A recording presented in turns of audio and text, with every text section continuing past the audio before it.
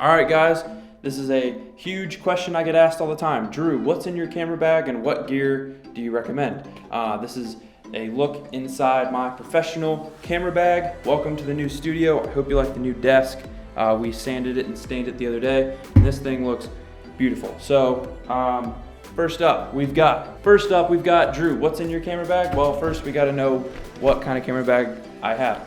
I use a TENBA bag. I use this bag because it's durable. It came with a 10-year warranty and it is water resistant, and that's why I liked it the most. And then my daily carry camera is a Sony a7R III. I really like this camera for video and photo. It shoots like 48 megapixel photos. I can shoot 1080, 120, 4K, or 4K video. It's got a great dynamic range. It's durable as heck. I really enjoy this camera. I've only got one problem ever with it, and it was the SD card slot, and Sony fixed it for me right away. But other than that, I'm completely content with this camera. Next up, we've got the Rode VideoMic Pro.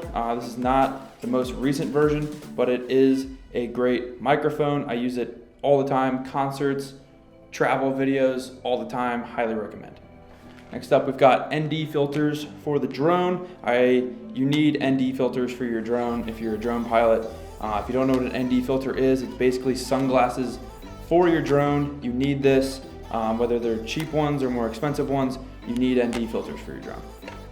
Next up, we've got a GoPro Hero 6. I don't find it super important to upgrade my GoPros all the time. But if you're someone that really loves GoPro, you could upgrade all the time. But this is a 6. It gets the job done for me. It's got nice waterproof abilities. I'll use it for fishing videos, snowboarding videos, things like that. But I recommend the GoPro. Some things I don't like about it is the battery life. That is a big gripe with me, big pet peeve. But if you're looking for a waterproof, durable camera under $400, GoPro is the thing to go for. So my lens of choice for my everyday carry is the 16-35 f2.8 GMASTER Sony. It's actually what this video is being filmed on. It is the best lens in the world. I haven't seen anything better. I love this lens. I have no problems with it. It's not even a problem because like physics come into hand. I would love an f1.8 16-35, but that's just physically probably impossible right now. But it's what the video right now is being filmed on. I use it for everything, real estate, fishing, concert, travel, you name it, I use it for everything. Works great. It is an expensive lens, but it works amazing. Next up, this is probably something you didn't expect, but I have my grandpa's Vietnam lens. It's a f1.2 50mm lens. It's a Nikon. I know it's probably not what you were expecting, but this lens is over 50 years old. It's completely manual focus and manual f-stop, but I actually use it a lot more than you would think. I've used it for a fishing documentary. I've used it for portraits, and it's actually really cool. I've got this Metabone speed booster, or it's not a Metabone. I've got this adapter here. I just connect this to the back, and then I can put it on any modern camera, and it's kind of cool. Maybe have a video coming for that later. Now my backup camera of choice is the Sony a6500. It has a lot of the same specs as the a7R III, but not quite the price tag. It shoots 4K, up to 30 frames a second. It shoots 1080, 120, like 20 some megapixel photos. So if the big boy a7R III ever goes down, this is a great backup. I actually shot like a Netflix documentary with one of these things, and it was really good. And if you're looking for a great camera for the price tag, this is it. Some things it's not great at is probably battery life. It doesn't have dual SD card slots, but if you're on a budget, this is a great camera to buy. All right, MACBOOK Pro is my computer. It is my computer of choice for portable travel stuff. I use this for everything. As you can see, I've got travel agencies, I've got surf companies. I use it for literally everything. I use this MacBook Pro because I hate having to use a dongle. I actually bought the one with the dongles and the new ports, and I returned it because I just like having my ports. I'm a little old fashioned. I still got my SD card stuck in there, but I like to use this. Some things I wish it had more of is storage. Wish it had 1 terabyte, not 250, but hey, beggars can't be choosers. But it is a really good computer for the price, and it gets 4K video and Lightroom and all that done for me, so can't complain. Next up, we've got some other lenses that I use mainly for the A6500, but I use a f1.8 24mm Zeiss lens. This lens was my go-to lens for a long time before I got the 16-35. I shot plenty of concerts with it. I shot some real estate, some travel stuff. This is a really great lens. It's so crisp, so clear. It is a prime lens. Yeah, bleh. It is a prime lens, so it cannot zoom, but with prime lenses, they're a little more crisp because they don't zoom and they're fixated on one focal length. Same with this. This is another prime lens. It's a f1.8. It's a 50mm, so they kind of are nice to have as tools in the bag. This won't really break the bank account, which is nice if you need it, and this might hurt you a little bit, but it's worth it. Now this is probably the best lens you can get for the money. I let my buddy Connor Bach use it up on his trip at the lake over the 4th of July weekend, and he was raving about it. This lens is really good, and you're not going to expect it. It is a 18-105 G lens. It's not a GMASTER, but it's in the G family. It's a Sony lens. It's got autofocus. It zooms like crazy. It's an f4, which is kind of holding it back. But if you want to upgrade for the price tag, you get an f2.8. But for the price tag of this lens, I mean, it's insane. I've shot concerts. I've shot everything on this. This was my first like real legit lens, and I still use it today. So highly recommend this lens for the money. It might be the best lens for the money. So definitely take a look at this thing online, and I'll link everything down below.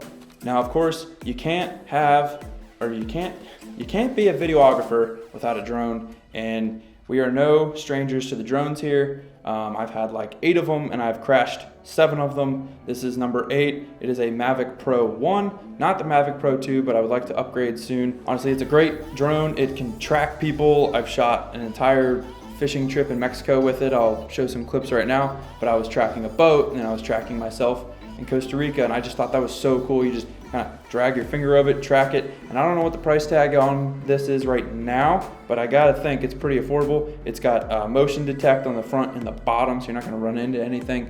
The battery life is roughly around like 25 minutes, which is pretty good, and if you have 2 batteries, then 50 minutes. So this is a pretty good little drone, and it fits right in my bag.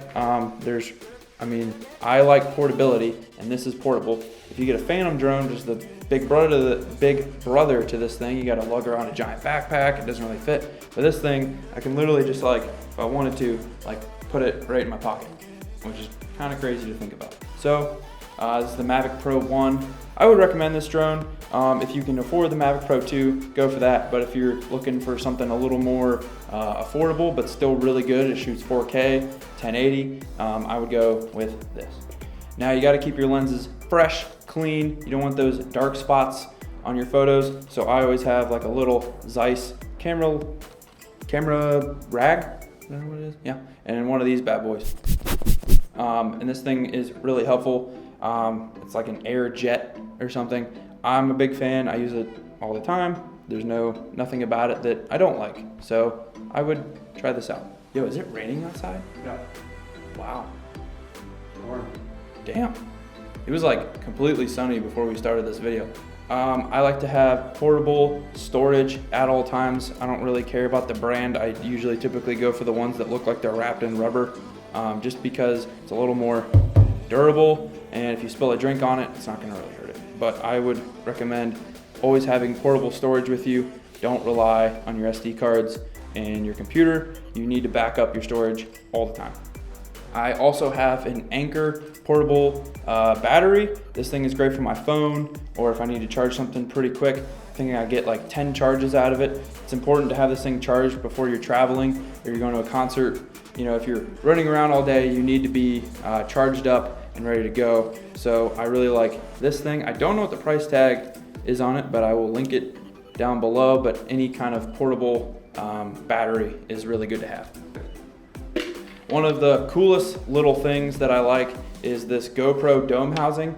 Now, if you don't know what a dome housing is, that is how people get the photos of like half the water and half the people. I'll show some right now, but this is how you do it. You stick a GoPro in here, or if you can upgrade to an Aquatech you could put your real camera in there. But this is a nice, affordable way to be able to put your GoPro in here and take some really cool photos if you're in the water, or if you just want an extra line of defense for your GoPro. But this is a really cool thing. I love it.